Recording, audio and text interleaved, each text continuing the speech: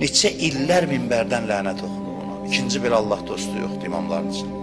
Amma bir alimin təbirincə desək, o deyir, ətir şüşəsi kimidir. Sındırdıqca ətri daha çox yayılır. İnsan var ki, meyardır. Ona münasibət zamanədə yaxşıları pislərdən ayırır. Və Əli əleyhissalam bunun başında deyən ilk şəxsiyyətdir. Oğurluq eləyib bir nəfər, amma əlinin eşqi vardır ürəyində. İndi şeytan azdırıb kasıbçılıqdan nədən oğurluq eləyib? Neçə dəfə xəbərdarlıq olub, əl kəsmə cəzasını tətbiq ediblər buna. Əli əleyhissalam tətbiq edib. Deyir, əlindən qan axa-axa gedir. Bir nəfər xavaricdən var, əlinin düşmənlərindən. Deyir, fürsətdir, cəmaat görəcəyindi, bu əsəbidindir. Qoy bundan bir əlinin əleyhinə söz alım. Deyir, yanır belə qəribə bir tonla deyir ki, hə, əlvi kim kəsdi?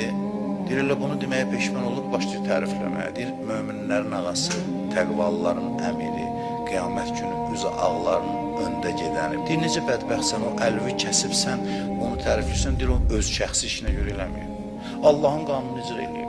Amma Əlidir, o mənim üçün imamdır. Belə bir sevgisi var. Heç cür döndərmək olmur mömin ondan. Heç cür. Allah bizi o imamdan pak olan Əli ibn Əbu Talib əleyhissalamdan ayrı salmasın inşallah.